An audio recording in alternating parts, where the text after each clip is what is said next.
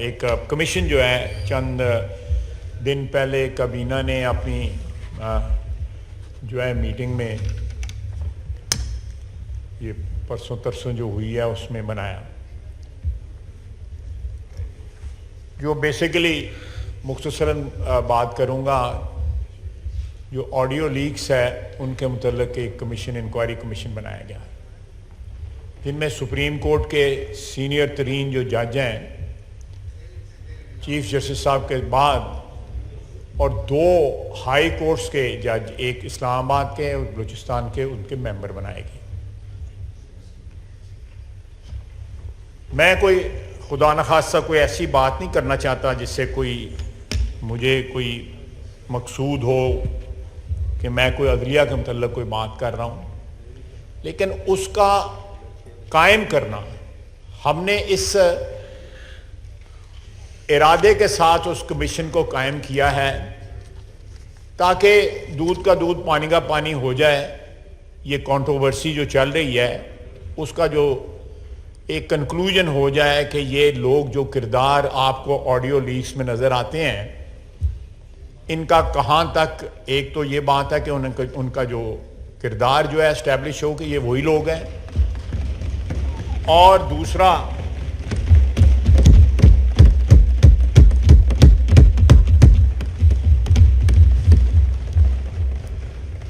दूसरा अगर इस सिलसिले में कोई कानूनी जो है चाराजोई होनी है या किरदारों की जो है शनाख्त प्रॉपर होने के बाद अवाम को भी उनका चेहरा पता लग जाए कि भाई कोई ऐसी इन ऑडियो लीक्स में जो है वो जो असल किरदार हैं वही हैं जिनका नाम आ रहा है, कोई ये चीज़ फैब्रिकेटेड नहीं है, तो मेरा ख्याल ये सारी चीज़ें सामने आ जाएंगी।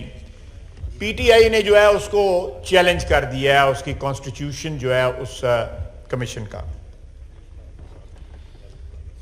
उनको ये 3 जजों पे एतराज़ है कि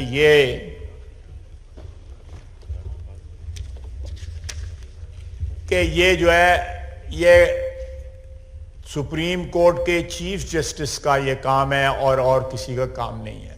हमने एक नेक काम की इब्तिदा की है।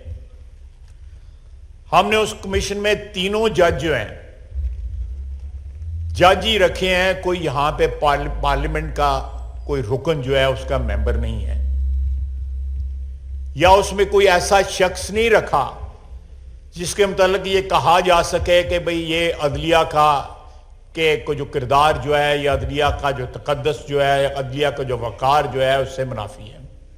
2 चीफ जस्टिस हैं, एक इस्लामाबाद और एक बलूचिस्तान, और तीसरा उनका जो हेड होंगे उस कमीशन के वो जस्टिस फायद ईसा हैं।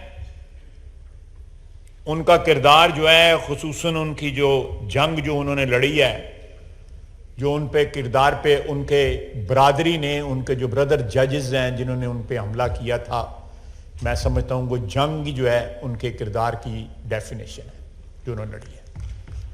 जिस तरह उन्होंने जंग लड़ी है उससे उनकी अजमत और उनका ओहदा जिस पे वो फायज हैं वो डिफाइन होता है। पीटीआई को तसल्ली तब होती कि ये 3 जजों की जगह जो मौजूदा जो हमने रखे हैं उनकी जगह जस्टिस मुनीब होते, इज्जत माब, जस्टिस एजाज आला आसन होते, इज्जत माब, और जस्टिस मुजाहिर नकवी होते, इज्जत माब, तो फिर उनको तसल्ली होती, फिर कभी दरखास्त ना देते, क्योंकि पिछले 1 साल से सारे जजेस जो हैं, सारे बेंचेस जो हैं वो मोर और लेस जो है इन्हीं जजों पे मुश्तमिल होते हैं। तो मैं ज्यादा तफसील में नहीं जाना चाहता, लेकिन मेरा ख्याल है कि जो कुछ मैं कहना चाहता था वो मैंने कह दिया, मुद्दा जो है मैंने अपना बयान कर दिया।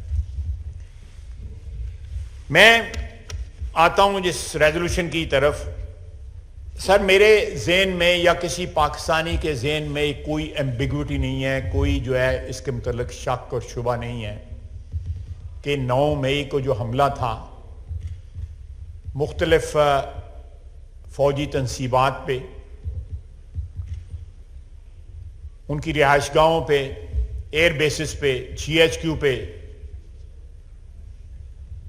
बहुत सी सियासी तनसीबात तो नहीं मैं कहूँगा, लेकिन सियासी जो चीज़ें जो है जिनका आइडेंटिटी जो है वो सियासी है, वो सारे शहरों में मौजूद हैं। उन पे उन्होंने हमला नहीं किया। और भी हमारे सरकारी दफातर भी उन पे हमला नहीं किया। उन्होंने सिर्फ और सिर्फ जो है फौजी तनसीबात पे हमला किया। सर, ये हमला उनका फौजी तनसीबात पे नहीं था, ये हमला पाकिस्तान पे था। उन्होंने वो किरदार अदा किया जिसका खदशा या तवक्को हमें हिंदुस्तान से होती है, अपने अज़ली दुश्मन से होती है। पाकिस्तानियों से कभी ये उम्मीद नहीं की जा सकती थी। जिन लोगों ने इश्तियाल दिलवाया, अब वो हमारे पुराने सिपा सलारों के साथ जो है अपनी रिश्तेदारी गिनवा रही हैं। जिस वक्त अटैक करने के लिए लोगों को इश्तियाल दिलाया जा रहा था, उस वक्त उनको वो रिश्तेदारी याद नहीं थी। हम लोग सियासतदान हैं जनाब, सियासी बरादरी हैं। फौज का अदारा ISP आज मौजूद है जो उनकी पोजीशन के मुतल्लिक़ जो है दिफा भी कर सकता है और एक्सप्लेन भी कर सकता है। लेकिन बसीयत पाकिस्तानी, बसीयत पार्लियामेंटेरियन, बगैर किसी जमात की जो है वाबस्तगी का रेफरेंस देते हुए या वाबस्तगी का कोई लिहाज रखते हुए, हर पार्लियामेंटेरियन का फर्ज है कि वो फौज का 9 मई के वाक़यात को मद्देनज़र रखते या उस बैकड्रॉप में उस अदारे का दफा वैसे भी हम पे लाजम है, लेकिन 9 मई के वाक़यात के रेफरेंस से ये हम पे लाजम बन जाता है, यकीनी तौर पे लाजम बन जाता है कि हम उस फौज का दिफा करें। मसलन हमारे एयर बेसिस के ऊपर हिंदुस्तान हमला करता रहा है। यह पहली दफा है कि मियांवाली एयर बेस के ऊपर पाकिस्तानियों ने, जो बज़ाहिर पाकिस्तानी है, उन्होंने हमला किया है। एक साबिक वजीर आजम के नाम लेवाओं ने हमला किया है। उसने इसका इश्तियाल दिलाया कि आप लोग जो है सिंगुलरली उन्होंने जो है आइडेंटिफाई किया फौजी तनसीबात को। यहां में पिंडी में वो जो शख्स कहता था कि मैं, ये राना सनाउल्लाह साहब बैठे हैं, जो कहता था कि मैं अल्लाह को जान देनी है, वो लोगों को इश्तियाल दिलाता रहा कि GHQ पे हमला करो। जान नहीं दी उसने। ये बेगुनाह राना सनाउल्लाह यहां बैठा हुआ है, बेगुनाही का एक पूरा सबूत है, लेकिन उसको गैरत नहीं आई। लेकिन जनाबे वाला, क्यों सोचने का मुकाम है, 22 करोड़ आवाम का ये सोचने का मुकाम है कि क्यों जो है वो कोर कमांडर के घर को चुना गया लाहौर में, शोहदा की यादगारें चुनी गई। जनाबे वाला, जो कौमें मोहसिनों को याद नहीं रखती, उनकी तकरीम नहीं करती, उनकी कुर्बानियों का एहतराम नहीं करती, तारीख उन कौमों को माफ नहीं करती। खुदा न खास्ता मैं लफ्ज नहीं इस्तेमाल करना चाहता, वो कौमें मिट जाती हैं जो अपने मोहसिनों की कुर्बानियां याद नहीं रखती। निशाने हैदर जो है हमारे, जिन्होंने अल्टीमेट कुर्बानी दी नहायत बहादुरी के साथ, उन्होंने उनकी कुर्बानी याद ना की जिस वक्त ललकार रहे थे कि कोर कमांडर हाउस चलो। किसी ने वो कुर्बानी याद ना की। उसका मुजस्मा मिस्मार करते हुए कर्नल शेर खान का, जब उसका मुजस्मा मिस्मार किया जा रहा था, उसकी तौहीन की जा रही थी। किसी को उस वक्त याद ना आया कि ये चागी पहाड़ की जो है यादगार जो है, ये हमारी दफा का सिंबल है, निशान है, हमारे एटमी ताकत होने की शनाख्त है। उन्होंने उसको भी जला के रख दिया। एक वाहिद डिटरेंट है जिसकी वजह से इस खित्ते में अभी तक जंग नहीं हुई, जिसके लिए 3 दहाइयां जो है जुल्फकार अली भुट्टो से लेके नवाज शरीफ तक जो है वो खालिक रहे इस प्रोग्राम के, और इन लोगों ने उस प्रोग्राम की भी तौहीन की, उसके सिंबल को जो है आग लगा दी। ये लोग पाकिस्तानी हैं, इनके चेहरे तो शनाख्त करें, ये कौन लोग हैं, ये कहां से आए, किसने उनको इश्ताल दिलाया। वो आज कहता है कि मुझे तो पता नहीं बार बार क्या हो रहा था, मुझे तो पता ही नहीं बात। यार एक मेहरबानी करते, हाथ जोड़ना तेरे के। वो कहता है मैं कैद में था, मुझे पता ही नहीं कि बाहर क्या हो रहा था। उसको वो जाली आजम स्वाति का टेलीफोन तो उसको करना याद था, वो तो उसको याद था, उसके पास टेलीफोन की सहूलत थी, वो भी उसको याद था। लेकिन बार लोग जो उसकी इंस्ट्रक्शंस पे तबाही और बर्बादी कर रहे थे, हमारी कौमी शनाख्त को मस्क कर रहे थे, वो उसको याद नहीं, उसके तो कान बंद हो गए।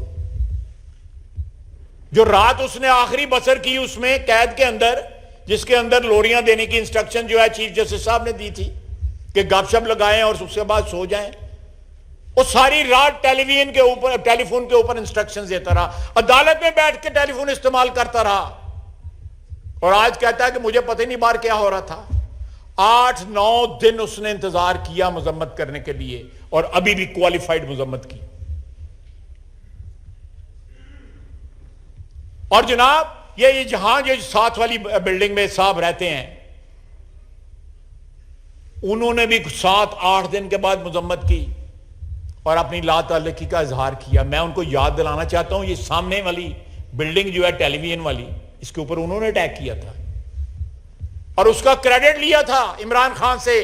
फोन कॉल, वो भी एक ऑडियो जो है उसको भी कमीशन के आगे पेश कर दें ताकि पता लग जाए, शिनाख्त हो जाए ये कौन बंदा बोल रहा है जो क्रेडिट ले रहा है।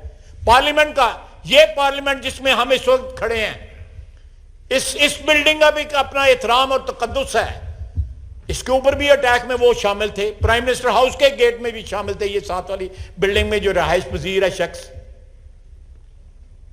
और उसके भी 3 दिन बाद जो है साबिक वजीर आजम को यह ख्याल आया कि मेरे पास कोई चॉइस नहीं रही, मैं थोड़ा बहुत जो है हल्का फुल्का को ढीला सा जो है उसकी मजम्मत कर दूं और साथ मुकर जाऊंगे, मुझे तो पता ही नहीं था। उन्होंने अंदर कैद के अंदर से वीडियो पैगाम दिया और साथ ये धमकी दी कि अगर मैं गिरफ्तार हुआ तो दोबारा इस रद्द अमल के लिए तैयार हो जाए। ये भी रिकॉर्ड की बात है, मैं कोई कनकॉक्ट नहीं कर रहा। फिर कहा जनाब वाला एक शख्स जो है रिपेंटेंट नहीं है, बल्कि वो दोबारा उसी वारदात की धमकी दे रहा है। और उसके बाद जनाब वाला कहते हैं कि ये एजेंसियों के, सबसे पहले ये एजेंसियों के लोग थे। मैं जो एजेंसियों के लोग वहां पे थे जरा उनके नाम ले लेता हूं। 2 तो उनकी बहनें थी, पता करना पैदा कड़ी एजेंसी ने बस से काम कर दिया ने। एक उनका भांजा था जिसने वो वर्दी टांगी हुई थी छड़ी के ऊपर। महमूद रशीद साहब थे, चौधरी एजाज साहब थे, यास्मीन राशिद साहिबा थी, शहरयार अफरीदी साहब थे, उस्मान डार साहब थे। अगर ये एजेंसियों के लोग हैं तो ये बहुत बड़ा इंकशाफ है। पहले अपने घर में ये फैसला कर लेंगे ये एजेंसियों के लोग हैं या नहीं। इन सब की जो है, मैं कोई फैब्रिकेशन नहीं कर रहा, इन सब की तस्वीरें मौजूद हैं, वीडियो मौजूद हैं, बातें करते हुए, पुकारते हुए, ललकारते हुए इनकी आवाजें जो है मौजूद हैं। ये सब कुछ इक्तदार की हवस में हुआ। एक इंसान जो है वो इक्तदार की हवस में कहां तक जा सकता है ये कभी सोचा भी नहीं जा सकता था।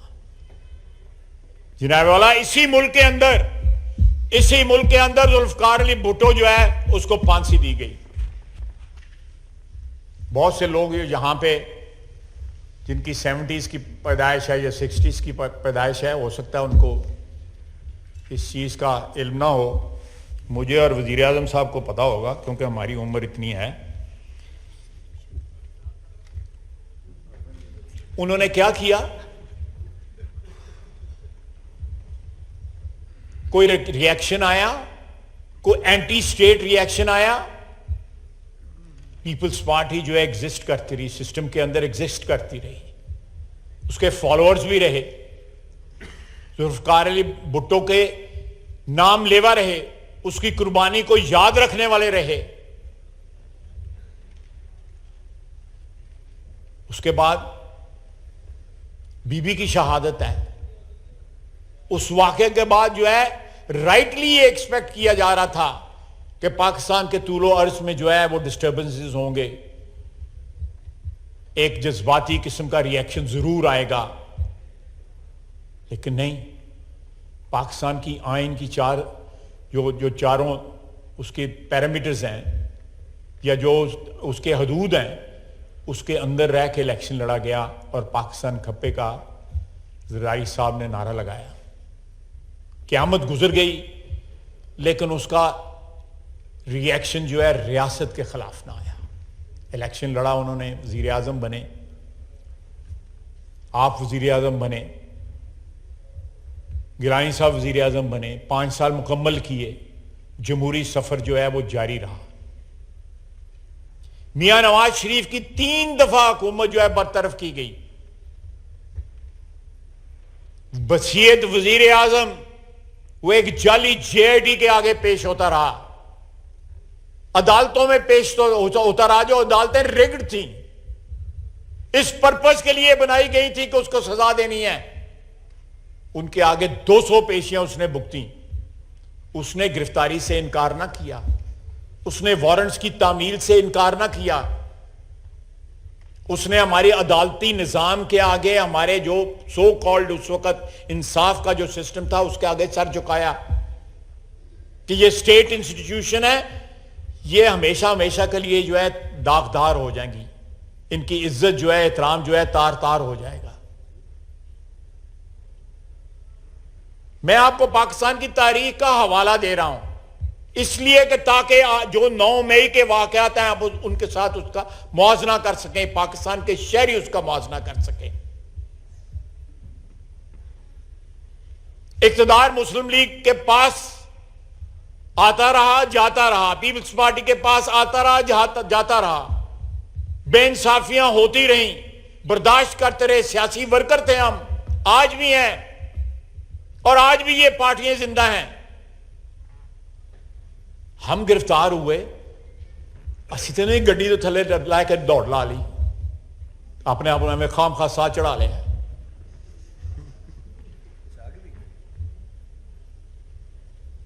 और ये लोग जो मफरूर हैं, जो छुपे हुए हैं, एक मतलब बंदा बता दें आप जो है पीपल्स पार्टी का वर्कर या पाकिस्तान मुस्लिम लीग का वर्कर के आजमाइश का वक्त आया हो तो उसने गिरफ्तारी ना दी हो। सारे छुपे हुए हैं। अपने घर वालों पे, अपने घर की ख्वातीन के कमरों के अंदर जो है अपने टेलीफोन छोड़ गए हैं ताकि लोकेशन ये रहे। अगर वहां पे छापे पड़े हैं तो इसलिए पड़े हैं कि टेलीफोन, अपने असली टेलीफोन वहां पे छोड़ गए हुए थे, गायब है। सियासी वर्कर तो इस तरह नहीं होता, ये तो सुदागर होते हैं इस तरह के लोग। उनका सियासत साथ से कोई सियासत की एक अपनी इज्जत होती है और अजमत होती है, और सियासी वर्कर जो है उसको प्रोटेक्ट करता है। हालात अच्छे हों बुरे हों वो उसको प्रोटेक्ट करता है, खुसूसन बुरे हालात में प्रोटेक्ट करता है। शहबाज शरीफ वापस आया मई 2004 में, उसको पता था मैंने गिरफ्तार होना है, फौजी हुकूमत है, लेकिन वो वतन वापसी का अटेम्प्ट किया, उसने एयरपोर्ट से वापस भेज दिया गया। फिर 2007 में नवाज शरीफ ने अटेम्प्ट किया कि उसको पता था मैंने गिरफ्तार होना है, लेकिन उसने अटेम्प्ट किया, उसको फिर वापस डिपोर्ट कर दिया गया सऊदी अरेबिया। कमिटमेंट तो ये होती है।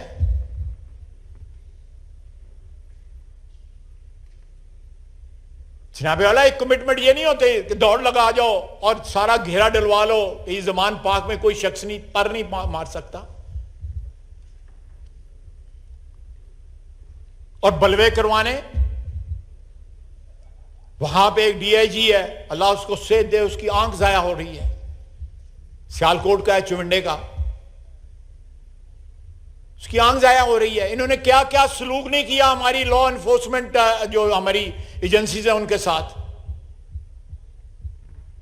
इज्जत वाले वकार वाले लोग जो है सरेंडर करते हैं कानून के आगे, गिरफ्तारी से डरते नहीं हैं।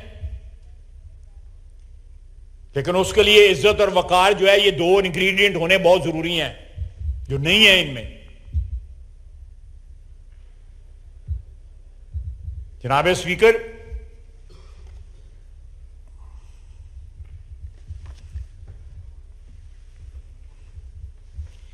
मेरे इस सारे कॉन्टेक्स्ट में जो पिछले एक साल से ये साथ वाली बिल्डिंग वाले कानून और कायदे और इस पार्लियामेंट के साथ जो कुछ कर रहे हैं, मेरी उनसे भी इस्तदा है कि 9 मई के वाकया जो है अपने सामने रखें। आपके वतन के साथ भी हुआ है, ये मेरा सिर्फ वतन नहीं है, सिर्फ स्पीकर साहब आपका नहीं है या शहबाज शरीफ का नहीं है, ये उनका भी वतन है।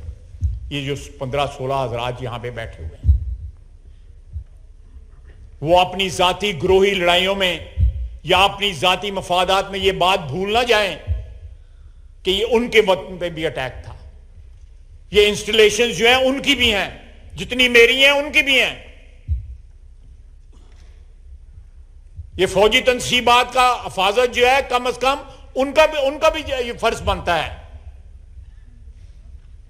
पाकिस्तान के दुश्मनों के हलीफ ना बने, पाकिस्तान के हलीफ बने। मेरी उनसे इस्तदा है कि जिस शख्स की वो हमायत कर रहे हैं,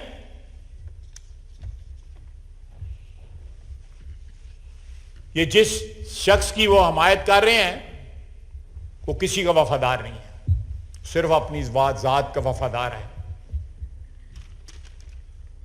उसको कैद के दौरान जो है कोई याद नहीं आया।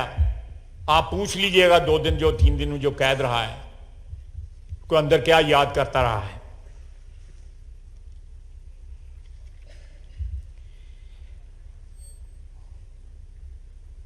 और अब जब सारे हरबे नाकाम हो गए हैं, तो एब्सोल्युटली नॉट बैरूनी साजिश, वो साइफर, उससे जो है अब आउटर्न लिया है।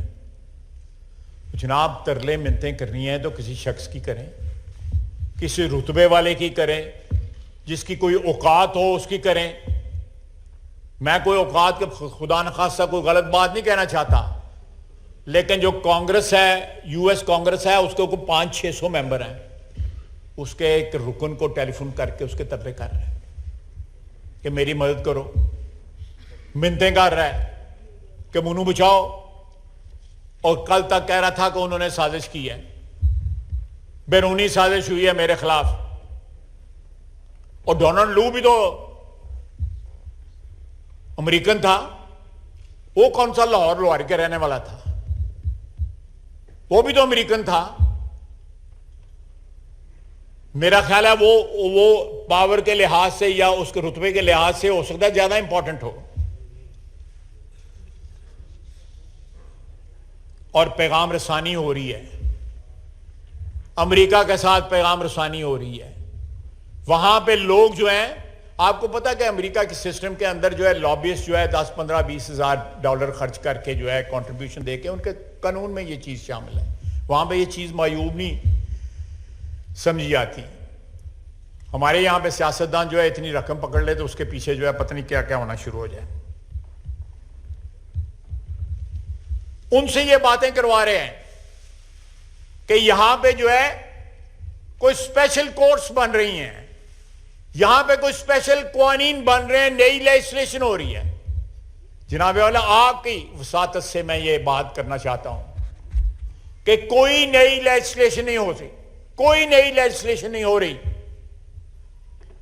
ये सिस्टम जो है, जिस तरह मैंने रेजोल्यूशन में पढ़ा है, anti terrorism act 1997, army act 1952, 1952 और पाकिस्तान पीनल कोड 1860 में ये चीजें जो है प्रोवाइडेड फॉर है। ये मुकदमात इन कानून के तहत चल जो ऑलरेडी हमारी स्टैट्यूट बुक्स में मौजूद हैं। और वो ये कोर्ट्स ऑलरेडी फंक्शन कर रही हैं। इन कोर्ट्स ने ऑलरेडी सजाएं सुनाती हैं, ये पिछले साल भी सुनाई। मेरे पास लिस्ट मौजूद है, 6 फांसियां हुई जिसमें 5 सिविलियन थे, 1 फौजी था। वही सिविलियन इन्वॉल्व होते हैं जो किसी फौजी मामले के अंदर जो है जिनका कोई ताल्लुक वास्ता जो है निकलता हो।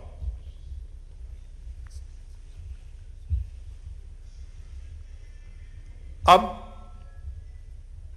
ये प्रोपेगेंडा करके कि मुझे इमरान खान कहता है कि मुझे ये विक्टिम बनाने के लिए, मेरी आवाज दबाने के लिए नई लेजिस्लेशन कर रहे हैं, नए स्पेशल कोर्ट्स बना रहे हैं। मैंने आज CNN पे उसका इंटरव्यू सुना। उसको जिस वक्त ये उनसे ये बात कर रहा था, मदद की अपील कर रहा था और अपने उसके मुतल्लिक मुल्क का रोना रो रहा था, बदनाम कर रहा था, उसको ये बात याद रखनी चाहिए कि पाकिस्तान ने अमेरिका के आगे अपने शहरी बेचे थे और अमेरिका ने खरीदे थे। क्या वो ट्रांजैक्शन जो थी लॉफुल थी? ना पाकिस्तान के लिए लॉफुल थी और ना अमेरिका के लिए लॉफुल थी। और जो रेंडिशन होती रही, जो लोग अगवा होके जो है ग्वांटानामो बे ले जाए गए, 20-20 साल 22-22 साल जो वहां पे कैद रहे, क्या वो लॉफुल थे? क्या वो अमेरिकन कॉन्स्टिट्यूशन इस बात की इजाजत देता था? अब हम जो है कराची में एक जजीरा जो है उसको जो है बाउंड्री के बाहर कर दें कि जी ये पाकिस्तान का लॉ इस पर लागू नहीं होता, गो ये मलकियत पाकिस्तान की है और वहां पे जो मर्जी जो है अंधेर मचाते रहें, तो कानूनी नहीं होगा। सर ये रेट ऑफ हैबियस कॉर्पस जो है जब इन्वेंट की गोरों ने, यूनाइटेड किंगडम ने, ग्रेट ब्रिटेन ने, तो लॉर्ड कॉर्नवालिस ने वो लॉ बनाया था। और वो लॉज में 2-3 जगह उन्होंने एग्जेम्प्ट कर दी थी कि यहां पे ये रिट जो है ये एप्लीकेबल नहीं होगी। The man lost his job, he was condemned by history. America का ये रिकॉर्ड जो है रेंडिशन का, और यहां से बंदे खरीद के, हमारा रिकॉर्ड तो गंदा है ही है, जिन्होंने बेचे। आज नहीं पाओ, किताब में इतराफ किया हुआ है जनरल मुशर्रफ ने। उनसे ये मदद मांग रहा है जिनका ये रिकॉर्ड है। मैं ये स्टोरी इसलिए आपको सुनाई है, उनसे ये मदद मांग रहा है जिनका ये रिकॉर्ड है ह्यूमन राइट्स में, जिनको फलस्तीन और कश्मीर में ह्यूमन राइट्स की वायलेशन नजर नहीं आती। उनसे ये अपील कर रहा है, और अपील अपनी फौज के खिलाफ कर रहा है, अपने वतन के मुहाफिजों के खिलाफ कर रहा है। आज भी एज वी स्पीक शहादतें हुई हैं हमारे फौजियों की। कोई दिन नहीं जाता दहशतगर्दी के खिलाफ जंग में हमारे फौजियों की, FC की, पुलिस की शहादतें ना हो। पेशावर में देख लें,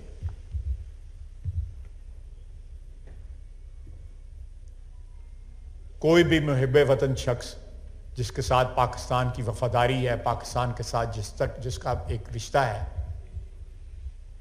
वो शोहदा के खिलाफ नहीं बोलेगा, उनकी तस्वीरों को डिफेस नहीं करेगा, उनकी यादगारों को मिसमार नहीं करेगा, उनकी यादगारों को आग नहीं लगाएगा, उनके दफातर को आग नहीं लगाएगा। ये एजेंडा भारत का है, हमारे अजली दुश्मन का है, किसी पाकिस्तानी का नहीं हो सकता। बहुत बहुत शुक्रिया जनाब स्पीकर।